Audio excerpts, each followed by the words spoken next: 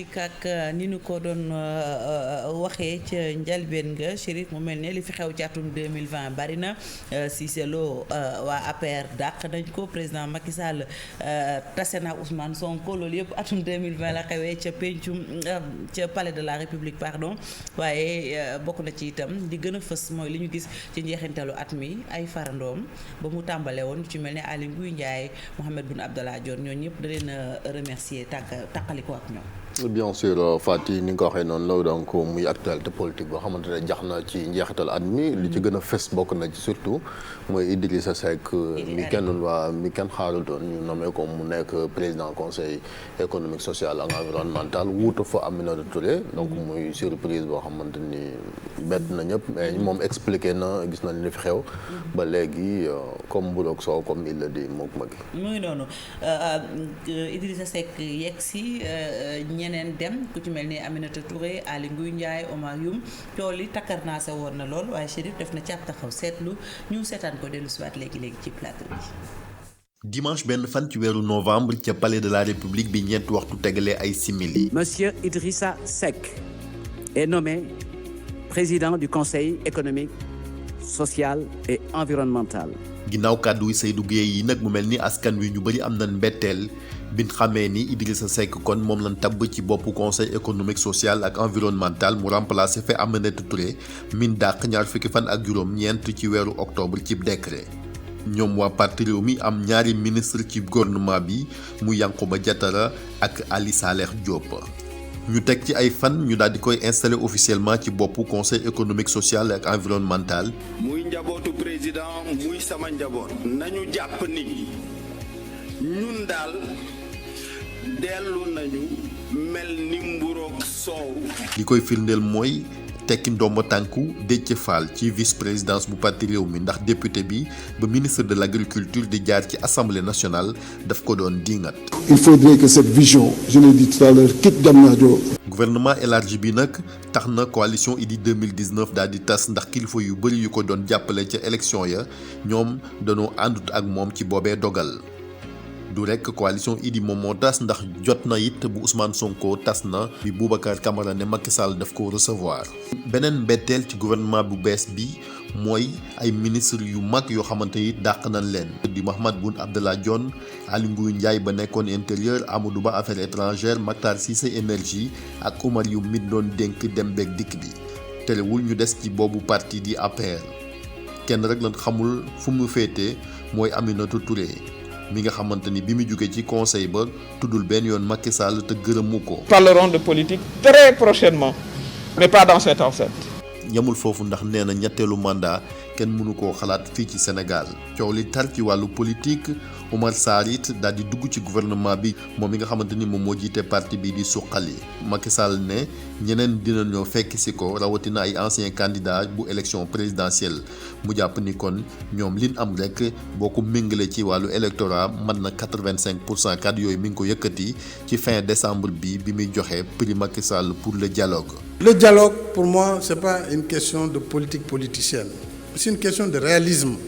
wante dafa mel ni kuje gi naruñ koo seetaan ndax ku mel ni Khalifa Sall ak Ousmane Sonko ñoom it ñi ngi daje di waxtaan Khalifa Sall di wéy sax moom it di yaatal rek àndam ak yeneen kilifa ci wàllu opposition bi ñu nemmeeku ne kon daanaka bis bu nekk mu dalal kenn ci ñoom ngir rek xool naka la ni boolee son doole ngir mën a jàkkaarloo coalition bi di Benno Bokk Yaakaar. aywa Chérif niñ ko doon waxee sànq ci remaniement boobu nag li ñu indi ci coow bëri na parce que ñu bëri quand même xaaruñu woon autant de départ ku ci mel ni Makhtar Cissé Aly Ngouille Ndiaye Amadou Ba Oumar Youm Aminata Touré ñu bëri xaaruñu woon quand même seen départ. départ yooyu xëy na bi ci am surprise bu dee ci waa Benno Bokk Yaakaar mooy Aly Ngouille Ndiaye. bon mais Makhtar Cissé on savait que jafe-jafe amoon na xëy na waa économie dinañ ñëwaat ci coow li nga xamante ne Senelec Akilee à un moment donné dafa meloon ni sax président de la République dafa gën a faral le directeur général bu Sénélec que moom donc nga fragile ko nga yilif nit ba pare njiit ka leen yilif moom di jàppale ka nga xamante yaa ko yilif à un moment donné demoon na ba xat parce que ñi njort ne dañoo may ambition ci wàllu présidentiel boo xoolee ñoom ñëpp finalement bi ñu def remaniement bi boolewuñ leen ci looloo tax ku mel ni Amadou Ba moom it moom xëy na mbas mi sax moom moo ko xaw a tax ñu daal di retarder un peu son limogeage mais avant loolu boo xoolee début d'année bi am na coow lu fa juróon ba naan moom it day xool si su président bëgg koo jiite ca Parcelles demoon nañ ba destitué ko à l'époque si tu te rappelles Mbaye Ndiaye demoon na fi defi ay sorties ñi nga xamante ñoom ñooy ay Baara Ndiaye ñoom it tuumaloon nañ leen Aminata Touré également c'est une surprise parce que kenn mënutoon a xaar ni moom it fa la nga xamante ne moom mooy conseil économique social environnemental biñ ko fa falee defu fa 2 ans ñu daal di koy moom it jël décret daal di ko fay jëlee remplacer ko mais comme ni ñu ko waxee ci élément bi aussi bi ci gën a bett ñëpp moom mooy bu Idrissa Seck ndaxte moom kenn xaaru ko fa woon foofu parce que après élection présidentielle toog na diir kenn déggu ko deful daanaka sorti nekkoon ci benn coalition boo xamante ni am na coow lu fi judd woon ñu naan dañuy xool statut chef de l'opposition moom lañ ko yaakaare woon parce que dañ ne woon comme moom moo jël deuxième ci élection présidentielle yi bon après aussi gis nañ explication yi parce que nee na président moo ne ko bon mu ñëw ci wetam ñi ngi doon waxtaan encore une fois prétexte bi moom mooy mbas mi nga xamante ni moom it nee na ak Sénégal fi mu toll il fallait que ñoom ñu boole seen doole donc looloo tax kon ñu gis ko ci moom it fin d'année bi mu ñëw daal di rejoindre Benno Bokk Yaakaar bi nga xamante ne quitté woon na ko moom Idrissa Seck en 2013 daal di dem bi mu demee on savait que yóbbaale wut ñaari ministres yi nga xamante ni moom mooy kotaam ci gouvernement bi mu à l'époque mooy Omar Gueye nga xamante ne actuellement mooy porte-parole gouvernement bi ak Pape Diouf donc ñëwaat na ak Ali Saleh mi nga xamante ni donc moom mooy ministre de l'agriculture ak ministre de l'économie numérique di Yankhoba Diattara mi nga xamante ne ku ne xam na ni moom it jege na Idrissa Seck. Très bien. Cheikh Mokhtar gis nañu que duggam bi quand même ça a été accompagné tollé monstrueux ba ñu bari jàpp ne que yim def sax am ñu ko méngale ab suicide politique. ndax waxeet bi la mu doon wax ak fa mu mujjee. waaw moom boo xoolee Idrissa Seck jour bi ñu koy installé ci présidence conseil économique social environnemental wax na ko bon définir na ñetti catégorie sénégalais maanaam coow li nga xamante ne donc moom ñëwaatam ci wetu Macky Sall jur na ko donc mooy lim jàpp mooy. comme ni mu ko waxee ci biir reportage bi donc moom dem na ba nga xamante ne daal intérêt Sénégal ci waxam moom la jiite. ak tamit fii réew mi toll contexte mondial beeg ni dëkk bi jaxasoo mbas mi nekk fi donc ñu war a boole seen doole. moom moo tax mu ñëw donc loolu aussi en démocratie aussi ça les gens l'ont contesté mais moom it il a donné quand même ses arguments bon am na lu ñu ko fi doon fàttali xale naan vaar waaw mu ne dafa nuancé waaw waaw loolu aussi mooy xam nga mooy débat démocratique ku nekk aussi da nga koy nangul ci lam nekk autant que nit ñi génne nañ vaar yi on a fait des rappels et cetera ci li mu mës a wax yëpp ci critiques yi nga xamante ni moom la jëmale ci gouvernance Macky Sall critiques yooyu sax on l'a dit même dans le reportage que ki nga xamante ni moom mooy Déthié Fall nekkoon numéro 2 bi mu demee assemblée nationale ministre de l'agriculture ñëw fa di défendre budget donc am na critique yu mu fa def ba ne seen vision bi dafa war a dépasser Diamniadio dem ba Vallée te ku ne xam na ni ku wax ay vision yu dépasser Diamniadio Idrissa Seck xalaat parce que moom moo ne woon vision Macky Sall ca Diamniadio la am donc de ca bu ñëwee répété loolu gis nañ la ka ca fekk moom it dañoo tekki ndomba tànkam ca boobu réew boo xoolee parce que il a même gelé ses activités depuis lors ci li nga xamante ni kon moom mooy biir parti réew mi donc muy wane ni kon ñëw Idrissa Seck donc am na ay conséquences ci yu bari ci biir déjà même coalition bu président Macky Sall parce que on l'a dit Aminata Touré gis nga ko moo tax it moom it ba mu jëli bagage am di dem bon def na discours am ak ni mu ko neexee coow doxoon na seen diggante mook Idrissa Seck ndax dañoo waroon def passation de service ndax waroon nañoo def le point de la situation avec yu ni dem donc muy loo xamante donc sur le plan politique marqué na trop année 2020 bi. Mokhtar waaw man ci mbiru Idrissa Seck ak ñi jot a dugg ñi jot a génn man damay laaj sénégalais yi rek est-ce que am na lu soppeeku ci seen dundin c'est que parce que ñoom ñoo yor kaddu gi dañ ni woon ñiy dugg ñëpp seen mébét mooy ñu fexe ba ñoŋal dunduñu askan wi est-ce que depuis ba ñu changé gouvernement bi sénégalais yi toog seen kër di seetaan est-ce que ñoom gis nañu ay coppite yu am ci seen dundin man pour man ñoom la ñu war a delloo kàddu gi parce que ku ci nekk wax nga ci ñu génneel la sax say vaar mais nit ñi dafa mel ni voilà dañu def rek jaaru dil daal di dugg mais dëgg-dëgg njariñ bi mu am ci askan wi loolu après lañ koy natt te loolu waa askan wi ñoom ñoo koy décider mais ku nekk rek da ngay wut say pexe pour dugg boo duggee et puis nga toppatoo say askan toppatoo say ñoñ askan wi moom dëkkee tumuraanke mais pour man jafe-jafe yi ba léegi mi ngi fi mais nan la ñuy fexe ba saafara ko pour man loolu mooy wax bi mais nit dugg na changer ay nit te dara soppeekuwul ci nit ñi ni ñuy dundee boo demee marché jën sax kenn mënu koo lekkati paale ni fi mu ne nii contesté nañu ba sonn yaboy nga xam ne sax dafa ki yoon moo dogguma la léegi sax pour nga teg ko gët ci yenn marché yi jafe-jafe la waaw ak jay gis nga mu nekkoon jën boo xam ne jën la bu mënul ñàkk mais léegi kenn gisatu ko c'était juste une petite parenthèse pour man daal askan wi je pense ñoom ñooy décider non mais Mor li mu wax moo am parce que gouvernement bi sooy xool bi ñu koy formé ci contexte bu précis la amoon fekk temps yooyu gaal yaa ngi dem di yóbbu nit ñi xale yi di dee ci géej gi ñuy ñëw yaakaar ni que suñu ñëwee dañuy proposer ay solutions yu concrètes comme ni nga ko waxee mais depuis lors analyse yi nga xamee ni digne politique lañ ko jàppee woon dafa mel ni continuité loolu lañ fiy gis parce que après lan lañ fiy dégg ay suppression ville kii waaye ñëw dem di jël avenue di ko tuddee sa goro président nga yooyu yëpp mooy wane ni que ci leneen la ñu nekk mais pas exactement loo xamee ni dañ ci jóg ngir saafara jafe-jafe yi Sénégalais di dund comme ni nga ko waxee. Très bien Modou Fall avant ñuy dem ci prochain élément. Juste rek préciser ni li ñu fàtte mooy di budget cesse comme ni ko Idrissa Seck waxee. dañ ko jëlee ci juróom-ñaari milliards. yóbbu ko ci juróom-ñeenti milliards. moom ñu wane ni kon budget boobu yokku na. te nag pour yokk budget yi di waxoon na ni foofu ci conseil économique et social nappkat bi boo amee jafe-jafe fa lay ñëw jooytu jàngalekat bi boo amee nangam fa lay ñëw jooytu te danañ ko jël en charge.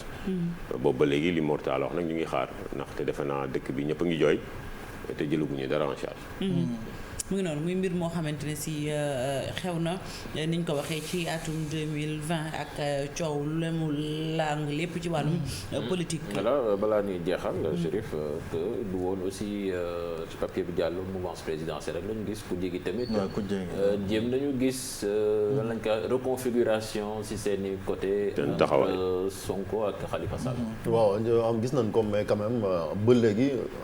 remaniement bi am na impact quand même ci cohésion wu. lu boo xoolee opposition parce que fi mu toll quand même c'est une opposition qui se cherche parce que dem nañ ba sax problème mu confiance day posé doo xam kan ngay àndal parce que boo xoolee audience bi affaire Boubacar Camara looloo tax la coalition jot na daal di tas parce que amoon na déjà boo xoolee Boubacar Camara moom nee na yëgaloon na ko Ousmane Sonko mais ki jiite coalition bi di Bruno D'erneville dafa defoon benn tweet ak sur les réseaux sociaux moom yëgu ko woon finalement c'est Sonko qui a dit que bon vraiment moom bi muy dem ci palais pour ñu ko recevoir déjà yëgoon na ko Khalifa Sall aussi la même chose parce que boo xoolee mook ñoom Idrissa Seck ñoo nekkoon bokkoon coalition ci élection législative yi am sax seen demoon ba xaw a am groupe parlementaire finalement loolu mujjul am mais gis nañ ni aussi comme Idrissa Seck dem na Malick Gakou aussi bon il se dit que presque am na benn tànk ba moom mi ngi si Macky Sall parce que am na lu président junj korog bi mu nekkee fële ca musée de civilisation ne donc mu wane ne kon moom moo tax Khalifa Sall moom it di jéem a démarqué wu moom it di gis nga ko temps yi mi ngi multiplier les audiences société civile gis nga ko ak Guy Marius Sagna il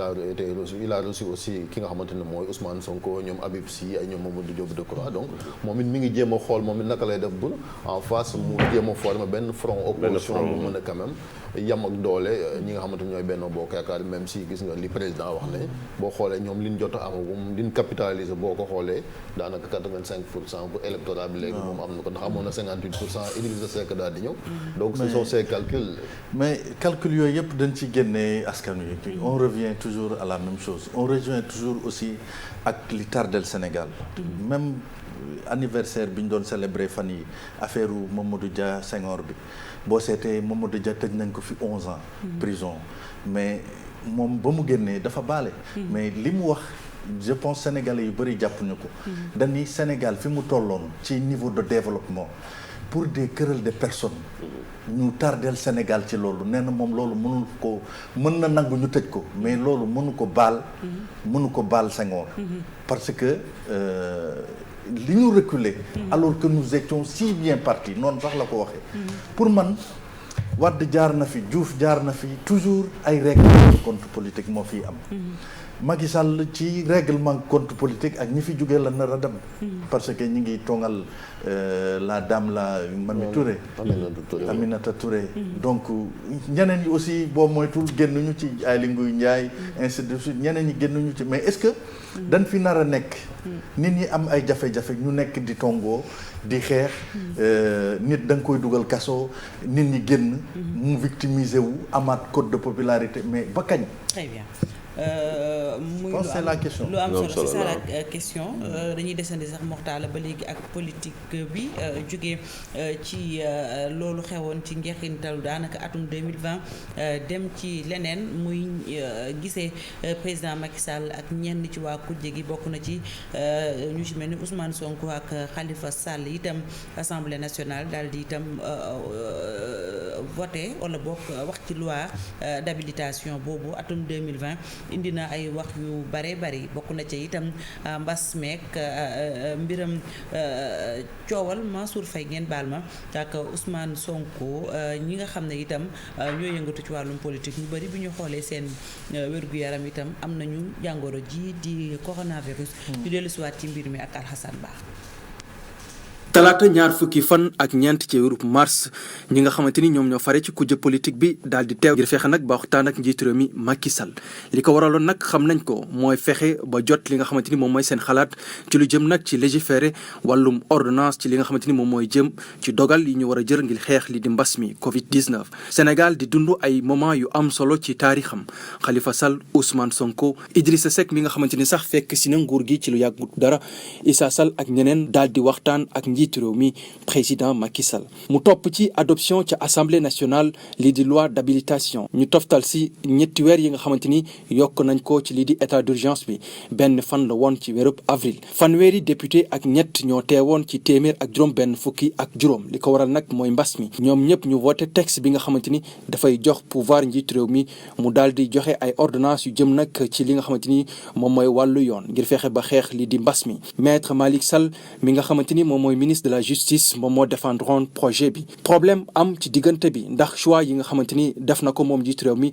daal di jur jiixi jaaxa ci kujje politique bi ñu ragal moom njiitu réew mi daal di légiférer lu weesu li nga xamante ni moom lañ ko jox ci li nga xamante ni moom mooy wàllu yoon mu joxe prétexte lii di état d'urgence sanitaire bi ñuy dund. beneen actualité boo xam ne nag jëm na ci wàllu mbas mi ba léegi mooy yoralinu wàllu dund gi nga xamante ni moom la ñu jagleel askan wi ki ko yoroon nag di ministre développement communautaire ba woon ab gestion boo xam ne nag jur na coow lu bëri donte sax jéem na andi ay justification ci kanamu presse bi yorelin bi ñu jàpp ni ab échec la moom Mansour Faye ku jégi baalu ko benn yoon ndax sax dem nañu ba yóbbu ko ca kanamu OFNAC bi nga xam ne moom nee na Mansour Faye du dem wuyu si ko bu fekkente ni convoqué na ko mu nekk ab position boo xam ne merloo na beneen yoon ku jégi ba tax na nag jàpp nañ ne moom maire Saint-Louis bi ñàkk xam moo tax mu jëfee ni mel waaye nag ay fan lañ ci teg Mansour Faye daal di rectifié wu. man de bu fekkee yoon may na ko mu convoqué ministre du ma sax maanaam soldat la damay xel dem fekk leen waaye ci lu ma xam ak lu ma gëm yoon moyul OFNAC loolu le mi ngi ko amaloon bi muy amal déclaration ci kanamu presse bi ngir tontu njiitalu Pastef ci li nga xamante ni moom mooy jëm ci audio bi nga xam ne jëmoon na ci dëggal lii di audience bi nga xam ne sàkk woon na ko moom Ousmane Sonko mu nekk beneen coow boo xam ne nag presse bi waxtaanee na ko lu bëri ci atub 2020 bi Ousmane Sonko daal di weddi ne audience dox na diggam ak Mansour Faye mi nga xam ne nag sàkku na ci moom autorisation ngir mu publier enregistrement sonore boo xam ne dafay dëggal kàddoom yi. bu fekkee bëgg na ko mën ma génn ko bu nee prip mën ma génn ko bu neexee yàlla donc loolu lay xaar. magistrat bi di Cheikh Issa Sall mi nga xam ne jàppoon nañ ne moom moo yombalaloon audience bi daal di teew ci débat bi ginnaaw nag bi nga xam ne moom Yakham Mbaye daal dinay publier ci presse bi ab élément sonore boo xam ne ñu ngi dégg waxtaan bi dox diggante député bi di Ousmane Sonko ak moom Cheikh Issa Sall. 2020 personnalité politique yi itam jàpp nañ ne def nañu actualité ndax jot nañoo laale ci virus bi di Covid-19 député bi di Moustapha Guirassy Aliou Sall maire bu Guédiawaye maître El Hadji Diouf ancien député nekk njiitalu PTP parti des travailleurs et du peuple maître Amadou Sall député bi di Mamadou Lamine Diallo bu Tekki Hélène Tine Yaya Diallo Omar Sarr mi nga xam ne moom mooy ministre des mines ci jamono ji ñoom ñëpp nag ñu daal di xeex ak mbas mi ba daan ko Abdoulaye Baldé itam maire Ziguinchor jàpp nañ ne laale nag virus bi député bi nag di Marie-Louise Diouf moom dafa jot a ñàkk bakkanam ginnaaw bi nga xamante ni feebar bi tëral na ko. aywa mbas mi itam daanaka ni ko Chérif waxee secteur yëpp la laal politique bi itam muccut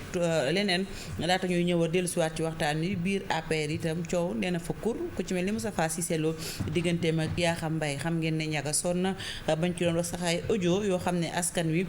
ñenn ci askan wi bokk amoon nañ ko ba koy déglu ku ci mel ni Maître Moussa Diop itam bu Dakar Dem Dikk nee ñu coow la mu wax ca ñetteelu mandat moo ko jural dàq ga nu ko dàq ca Dakar Dem Dikk Moussa Diop itam ba mu ci jógee Barthélémy Dias moom mu doon tibbanteel tànk fantasiro kàddu bu ñaaw bu ne ñu waxante ko daal ci ñi ñu ko waxee noonu mujj nañu itam juboo Ousmane Sonko moo amal li ni mel de ci faal itam Chérif mi ngi koy brosser sànq ñu dem seetaan ni loolu yëpp ànd ci ak Ousseynou Diop. yu bari marqué na langue politique bi ci atum 2020 bokk na ci nañu dàqee Moustapha Cissé Lo ci parti bii di APR. la ko waral bokk na ci ay saaga yoo xamante ni doon na ko ritax jaarale ko ci WhatsApp jëmale ko ci kii di Yakham Mbaye mu doon loo xamante ni marqué na lool lu jëm ci wàllu langue politique gi ci at bii ñu nekk moom nag Moustapha Cissé Lo nekkoon na koo xamante ni président Macky Sall daan na koy xalamal nekkoon itam ci wetam di ko jàppale te ku ko laal daan na ko song wala boog mu wax la wax yu rëy li waral loolu nag bokkoon na ci ay jafe-jafe yoo xamante ni amoon na ci digganteem moom Moustapha Cissé Lo ak ñenn ñi nga xamante ni ñu ngi ci parti bii di APR waaye tamit ay naqar yu bare yoo xamante ni dencoon na ko sa saa sa nag mu gox ko waral lu jëm ci wàllu dàq bañ ko dàqoon ci APR. beneen mbir ci wàllu politique nemmeeku nañ ko ci atum 2020 bi muy Maître Moussa Diop bi nga xamante ni moo jiite woon Dakar Dem Dikk ñetteelu mandat ba la yiy yàbbi ñu ne ko génnal ci bitti loolu nag tax bañ ko dàqee ca poste ba mu nekkoon ay fan la ca teg kenn ci ki nga xamante ni jamono jile moo gën a taxaw ci opposition bi di Ousmane Sonko fexe moom ak Barthélémy Dias bi nga xamante ni ay kaddu yu ñagas daan nañ koy weccoo ñoom ñaar mu daal leen di jubale mu mel na kon mbirum politique la te kenn ku ne yaa xam na ngay toje sa bopp janax ngir mën ci génn ci wàllu réseaux sociaux yi nag coow li bare woon na kenn ku ne doon ŋàññ Ousmane Sonko na mu daan taxawee di wax ci wàllu système ginnaaw ga mu daal di fexe Barthélémy Dias ak kii di Moussa Diop ñu daal di ànd waaye nag ci wàllu woowee kenn ku ne génn nga wax li nga xamante ni moo tax ndaje boobu li am ci wàllu politique ba léegi dàqub Déthié Fall ci parti bi di réew mi andi woon coow lu rëy moom Déthié Fall ci assemblée nationale la daal di taxaw yëkkati kàddu jëmale ko ci nguur gi xam le ni nañu liggéeyee doxalin ba xaw na gàllagoose ca ginnaaw ga Idrissa Seck woote ndaje sa lañ ko jëlee ca poste bu mu yoroon ca réew ma dialogue national bi itam kenn du ko mën a fàtte ndaxte mayoon na ñi nga xamante ni ñoo nekk ci opposition bi ak wàllu pouvoir bi ñu mën a waxtaan seeni biir xool itam pexe ki prox ndoll ya ñuy teg waaye ca ginnaaw ga mbir yi dafa xaw a mujj lajje la ko waral mooy feebaru coronavirus bi bu mu amee ba léegi benn ndaje mujj na ko eggale. Seynou jërëjëf ñu des sax ci élément boobu Chérif ak itam coowal APR ni ñu ko waxee wala boog coow doxoon diggante Moustapha Cissé Lo ak Yakham Mbaye moom it defoon na fi buzz bu doy waar. bien sûr parce que boo xoolee ci mooy li mu war di fàttali coowal politique moom yàgg na fii ci Sénégal muy violence bu ne violence nag c'est physique mais aussi verbal. moom moo taxoon kon ñu déggoon fii audio yi fuité woon ñu ne WhatsApp la ci ay saagante jóge woon ci ki fi nekkoon. premier vice-président bu assemblée nationale. di Moustapha Cissé Lo gis nañ ni après la ca xew moom mi nga xamante ni moom mooy Moustapha Cissé Lo donc bokkutul woon ci bureau bu assemblée nationale beneen bi mooy même au sein de l'APR bi nga xamante ni c'est un membre fondateur du parti parce que à chaque fois da koy revendiquer te loolu aussi il a raison parce que en 2008 bi président Macky Sall di génn PDS di créer parti bi ñoom la woon Mbaye Ndiaye Alioune Badara Cissé ak ñeneen ñoom ñoo ci àndoon ngir former ko mais gis nañ quand même diggante bi yàqu na ginnaaw rek bi audio yi boobu ba léegi moom it silence rajo malheureusement moom déggatuñ ko ba léegi fu mu yëkkatee ay kàddu même si il y a un mois président dalaloon na ko fii ci këram ngir moom doon di Moustapha Cissé Lo donc muy loo xamante ni aussi nemeeku noonu ko ci kàddu yooyu ba léegi am na loo xamante ni Ousseynou wax na ko moom mooy maître Moussa Diop mi fi nekkoon njiital Dakar Dem Dikk ku ne xam na ni moom it mook Barthélémy Dias am na lu doxoon seen diggante ci terrain APR yi nga xamante ni kon mooy dépôt Wakam bu Dakar Dem Dikk ñu ne jaayoon na ko finalement Ousmane Sonko encore une fois nee na à l'africaine dem na jubale leen ba moom it ñu ci bëri pardonné woon leen ko woon parce que doonu jàpp ni lan doon jiñ Moussa Diop ne yorin mu ñàkk sell la ku mel ni Barthélémy Dias mi woote yorin bu sell donc même fekkente ne pardon am na wartoon demee ne mais gis nga ne seen procès ba ci tribunal dañ ko mën a mujj a annulé donc muy ay xew-xew yoo xamante ne meeku nañu ko fi ci 2020 bi Cheikh Tidiane waaw tamit am na tamit beneen wàll boo xamee ni tamit dafa mel ni boole wuñ ko ci mooy PDS Modou Fall sax mi ngi ko doon kii gis nañ ni parti bi tamit ren ji dafa am ay kàngam yoo xamee ni jege woon Abdoulaye Wade la yoo xamee ni dañoo génn former seeni parti ba sax ñu dugg ci gouvernement bi. waaw bon loolu la mentionné mooy waa Omar Sarr ak Suqali donc ci premier élément bi on a vu que Omar Sarr ak ñi mu àndal mooy Babacar Gaye yaa maître Amadou Sall donc ñoom ñi ngi ci président Macky Sall donc génn nañ PDS avant année 2020 bi donc boo xoolee ñoom ils ont essayé de former benn genre courant ci biir tudde woon ko Suqali soppi mais boo xoolee bi ñu créé parti bi soppi bi dañ ko dindi parce que fii moom ku ne soppi Ablaye Wade ngay tax donc jëloon risque sax di yóbbaale turu soppi bi sinon genre plagiat lay doon donc li ci am solo mooy PDS nag day parti boo xamante ni loo mën a wax tamit mi ngi dund boo xoolee temps yi ñi ngi def seen renouvellement carte yi di wër dëkk bi boo xoolee c'est le seul parti d'ailleurs boo fi gis ñu ne mi ngi def ay tournée nationale di jéem a installé waat carte yi même si ki nga xamante mais mi ngi dund mais xob yi tamit ñu ngi ruus ndànk tamit bon ruus boobu boo déggee mi ngi dund bon ñoom bon loolu leen mën a rëpp quel que soit bon mi ngi dund bu ne parti buy dund mooy instance yi ñi ngi daje bon mais à un moment donné waat confinement bi moom moo taxoon ñu suspendre woon seen i activité mais bi ñu ba lever état d'urgence bi ci la président Wade génn benn communiqué nañ continuer waat liggéey bi boo xoolee ci lañ commencé woon dana am na benn incident bu fi amoon ci siège parti ba biñ ne Bara Gaye dafa yónne woon ay ndaw gis nañ ko roog fii bi mu ñëwee ci Pape Ngagne Ndiaye il l'a démenti mais quand même parti baa nga dund am nañ loo ci mën a wax groupe parlementaire bi tax ñuy wax même si c'est une coalition ci turu PDS la fa nekkee que jiite c'est un militant du parti démocratique sénégalais ñu ngi joxe seen xalaat ci li nga xamante ne moom marche du pays même si bu fekkante ni Karim Wade mën ne moo ko jiite à distance la koy def nekk fa la nga xamante ne moom mooy ca Doha mais ñi ngi dund ñi ngi dajale te loolu aussi je pense que c'est bien pour la démocratie aussi am parti opposition parce que ñëpp mënuñoo dem fekk Macky Sall il faut muy am ñoo xamante ne aussi dinañ def seen i proposition moom moo tax gis nga président Wade tamit même si il s'est confiné depuis bi mbas mi amee ba léegi audience yi mu daan recevoir nit ñi defatu ko gisatuñ ko mu génn en public mais mi ngi génn bu dara amee bind lettre am gis nga ko bëgg fa waa RFI annoncé décembre sax moom it am génn na benn communiqué waaw réagir wax donc je pense que on a besoin aussi des partis comme le PDS Cheikh Diaw fi muy xam mooy affaire Bara Gaye bi Bara Gaye xam nga tekki nañ ci nomba tànkam ci parti bi président Wade à distance dafay ay réformes ci BDS loolu koy ci 2020 bi la ndax Bara Gaye gis nañu kon élection yi ba mu jubee ba nu ñu jugee ci 2020 bi amoon na fi nag taxawaay gu am solo ci PDS ak nomba tànk yoo xam te ni président Wade joxoon na ko bi ñu ko wàccee nag ndaxte mooy incident boobu Chérif wax nga xam te ni amoon na ca permanence ba amoon fa coow ñu ne ndaw Bara Gaye yi ñoo indi coow lu ñu mel ñu tekki nomba tànkam beneen bi itam ñu wax ko mu di Sonko ak ki nga xam te ni mooy Barthélemy ak maître Moussa Diop ndaxte seen coow jiboon na Barthélemy jiñ Moussa Diop jaayam terrain boo xam te ni jaaru ci yoon mu di dépôt Wakaam bi toll ci mu xayma ko ci $1 milliard. bi ñu demee ba ca pandaw ga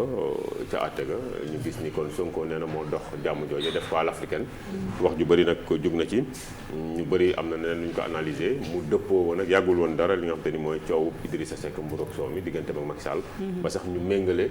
Ousmane Sonko maître Moussa Diop ak Barthélémy Dias ak ki nga xam te ni moo di Idrissa Seck ak Macky Sall seen jëf yi ñu yemale ko mu doon benn daanaka sax askan wi yëkkati woon ay kàddu ñu ci bëri demoon ba réer kon ci taxawaayu politiciens yi ñoom ñu boole leen ci benn sac bokk na itam ci atum 2020 bi li nga xam te ni marqué na lii di suñu politique fii ci Sénégal moo di Cissé Lo ak Yakham Mbaye ndaxte yàkkante nañ fi lu mel ni xeme audio yi dégg nañ ko ay kàddu yu doy waar Cissé sax jéggi na day yoo xam et Cissé a vraiment wax ne ne moom en fait bon ñëpp wax nañ ne Moustapha Cissé Lo la donc amatul weddi quoi. non moom boppam weddi bu ko defee kenn du ko jeex mais quand même Covid bi ni ñu ko waxee parce que Alassane terminé ça quand même. waaw foofu la yàppagoon ñu ñëwaat voilà mais gis nañ ni quand même moom it laal na vraiment. les politiciens waaw les hommes politiques parce que. ñu ci bëri aussi mais alhamdulilah bon ñu ci bëri aussi quand même wér nañ ci parce que boo xoolee ki ci gën a njëkk a siiw sax ki mu njëkk a Alassane wax na ko mooy Guirassy quand même parce que à l'époque bi mu koy def c'était pas facile parce que boobu ni ñu doon defee première vague bi voilà première vague bi da nga doon kii quoi c'était pas kii te Guirassy am na loo xam ne sax bi ñu ko invité fii ci benn plateau wax na ko te je pense que loolu aussi pour responsable la parce que même tests yi gars yi dañu am defoon erreur sax sur les tests et cetera bu doon keneen la def fi tintement à l'époque mais dem na te demul sax ci nga xam ne fii nga xam ne boo xoolee centre de traitement bi ci gën a bakkane fii mooy bi nekk ci service su professeur Seydi, mais à l'époque ñoom ñi ngi leen yóbboon fa la nga xamante ne mooy bi nekk Diamniadio, mais quand même gis nga comme malgré aura beeg tur bi quand même dem na faju ji def vidéo wax sénégalais yi ne moom virus bi mi ngi ci moom. Après bi mu wéree aussi la même chose ci nan gis ne au moins xaw naa démystifier les trucs mais nit ñi commencé kun ci testé positif nga daal di dem. waaw suñu gan gi waaw maître moom it laaloon na ko maître waaw moom il avait bien géré son Girassi moo tijji yoon bi ci autorité yi parce que boobu jëloon nañ benn médecin bu waxoon ni ci personnalité yi seen jafe-jafe moo doon honte la woon ci ñoom ñu wane woon seen wopp ni am nañ mbas mi. du woon rek personnalité parce que ni ñu doon xeexee jàngoro ji la mais parce que jàngoro booy ji nag ñëw comme li ñu waxoon keroog laay waxaat rek nañ ko gars yi bu ñu doon communication ñëw nii dañ doon il faut oser le stigmatisation dire c'était nekkul woon bu gën parce que ñoom seen bopp ñoo jëloon jàngoro ji présenté ko de sorte que vraiment day nuru malade de la honte muy yow muy man muy Cheikh muy keneen kuñ fi naroon ñëw sol combinaison bu ñuy def test ñun ñëpp dañoo ñëw fii def test buñ bëggoon dugg sa biir koñ da nga naan non non parce que bëggoo woon tamit ñu lay xool en fait c'était vraiment ça. mais am na benn point pour man bu marqué sénégalais yi mais malheureusement politique yi dañu dëggalul seen bopp mooy bi ñu gisee moment boobu sax waxaguñu Idrissa Seck day nekk CES bu ñu gisee Idrissa Seck dem palais bu ñu gisee Macky Sall Khalifa Sall dem palais bu ñu gisee Ousmane Sonko dem palais ñoom ñëpp ñuy discuter ci nan la ñuy fexee ba xeex mbas mi pour man c'est une image très marquante mais dañ ci génn tuuti rek ku ci nekk commencé waat xalaat sa morom alors que man loolu dafa waroon servir parce que Sénégal moment boobu dafa wane ni ñun dëkk bu ndaw lañu mais ñu mag ñoo nekk ci sunu kanam ay grands hommes ñoo mës a nekk jëmmal dëkk bi mais ba ñu demee ba génn ci loolu ci génn ci mbas mi dañu commencé ku nekk di xalab sa morom mu mel ni tiré wuñu benn leçon ci guerre bi ñu nekkoon parce que moment boobu ci guerre la ñu nekkoon guerre ak loo xam ni dafa naroon lor askan wi parce que moment boobu ñëpp redouté woon nañ bu fi Covid bi ñëwee ñu bëri dinañ dee politiciens yi bàyyi seen i xalab yeeg bàyyi seen lépp ni dañuy dem gis Macky Sall xelal ko ci lu ñu mën mais ba ñu demee pour man loolu bu doon dëgg ci ñoom tey jii waxuma sax opposition du fi am mais ñu bëri tey dinañ gis changement ci seen i doxalin absolument parce que ay jafe-jafe yu bëri dinañ ko mën a régler. mais ñoom liñ après li ñu wax dañuy dem ci yéen ñoom li ñu wax bi ñuy génn dañ ñi xam nga ñoom ñëpp ànd nañ ci toog am benn phase boo xam dañuy weer wala waxuñu mais après Ousmane Sonko moo njëkk a génn dañoo saytu ñu ne amul li nga xam te ni moo di transparence ci gestion Covid. d'ailleurs loolu waral ñu conférence de presse laaj ay Mansour Faye na wax fonds yu mu géré wàllu ceeb beeg yooyu fan lañ ko dugal. ndimbal dafay jaar tamit ñu xam fan la. dañ ko peccoo woon. loolu waaw mooy nan ko tàmbalee lan ko jeexul parce que moo da nga wax lu am solo te ci audience yooyu sax bi ci gën a symbolique aussi mooy bu Khalifa Sall parce que mi ngi génnoon kaso boo xoolee sax mel ni seen lieutenant Barthélemy ñoom dañ bu doon ñoom ko nangu mais Khalifa Sall dem na parce que à l'époque ku demul woon tamit xëy na askan bi doon la mbamb parce que am na ko def mooy Abdoul Mbaye mais gis nañ ñu bëri dañ wax ay affaires mais il avait lui aussi ses raisons bi ñu ko woowee ñu dem parce que finalement aussi il peut se dire que l'histoire lui a donné raison parce que fa mu mujjee gis nañ ko président dafa jëloon pouvoir yëpp concentré ko autour de lui ci gis nga ko loi d'habilitation gis nga coow li judduwaat na fi la même chose mais aussi ku mel ni Mansour Faye nekk gorom yore xaalis lu mel ni 64 milliards di séddale ceeb bi donc loolu moo indi woon coow li ba après ay of nag la mujj ay mbiram audio yi fi teeg li nga comme ni nga wax finalement idée bi de départ dina baax mais fin ba bu nee ba ci cëppaandaw ga buñ ko pencoo woon très bien merci beaucoup jërëjëf ci contribution yu am solo yi léegi dañuy dem ci li ci yéenekaay yi ànd ci ak Chérif Dia